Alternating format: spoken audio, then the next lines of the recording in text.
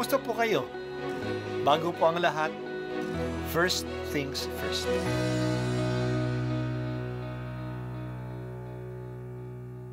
Good morning po. Sinisimulan po natin ngayon ang first things first.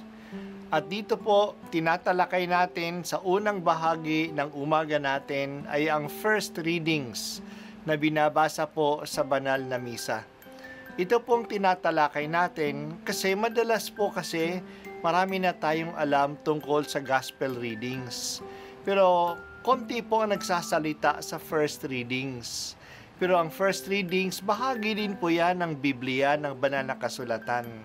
Kaya susubaybayan po natin ang mga first readings, basahin po natin at kuminsan kailangan ng basahin ng 2 o 3 beses bago maintindihan kasi hindi po tayo familiar sa mga istorya at sa mga kaisipan na tinatalakay dito. Ang pagbasa mula sa unang sulat ni Apostol San Pablo sa mga taga-Tesalonika. Mga kapatid, magalak kayong lagi, maging matiyaga sa pananalangin. Ipagpasalamat ninyo sa pangalan ni Kristo Jesus ang lahat ng pangyayari, sapagkat iyaon ang ibig ng Diyos. Huwag ninyong hadlangan ang Espiritu Santo, huwag ninyong hamakin ang anumang pahayag mula sa Diyos. Suriin ninyo ang lahat ng bagay at pulutin ang mabuti. Lumayo kayo sa lahat ng uri ng kasamaan. Naway lubusan kayong pabanali ng Diyos na siyang nagbibigay ng kapayapaan.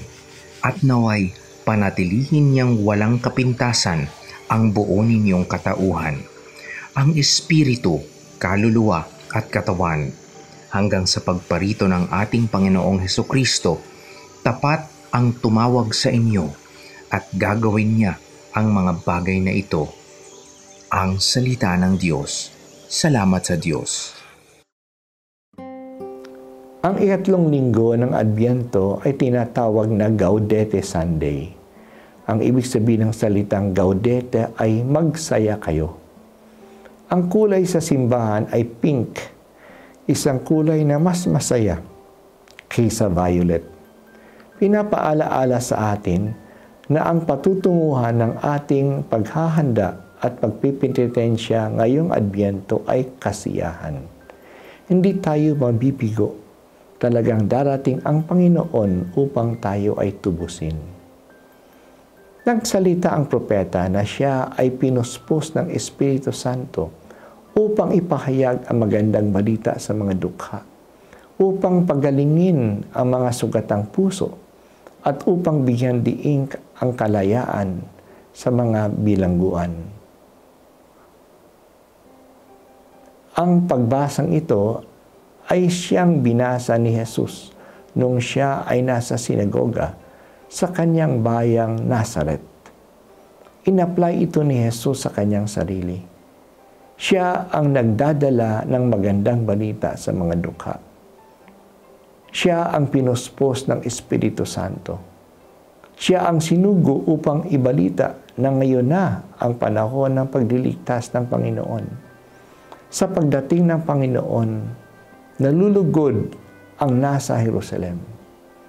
Dadamtan ang tagaroon ng kasiyahan tulad ng isang ikakasal. Ang pagdating ng kaligtasan ay nihahambing sa isang binhi na tutubo at sisibol. Ito po ang inaasahan nating darating, hindi lang ngayong Pasko, ngunit lalo na sa pagdating muli ng Panginoon. Talagang malapit na ang Pasko, pero magandang tanungin natin ang ating sarili. Ano ba talaga ang inaabangan natin sa Pasko? Ang iba ay nag-aabang ng bonus, pero baka naibigay na ang bonus. Christmas party ba ang mga inaabangan natin? O caroling? O bakasyon? O shopping? O regalo? Hindi naman masama ang mga ito, pero hindi lang ang mga ito ang binibigay ng Diyos. Nag-aabang ba tayo ng kaligtasan? Kaligtasan sa kahirapan, sa kasamaan, sa kasalanan? Gusto ba nating mas maging malapit tayo sa Diyos ngayong Pasko? Let us purify our intentions. Asahan natin ang tunay na kahulugan ng Pasko at hindi tayo mabibigo. Malugod tayo sa Panginoon. Siya ang darating. Ang Panginoong Hesus ay ang inaasahan natin sa Pasko. Halina, Jesus, dumating ka na. Ito po ang unang pagbasa at ako po ay si Bishop Broderick Pabilio dito sa First Things First.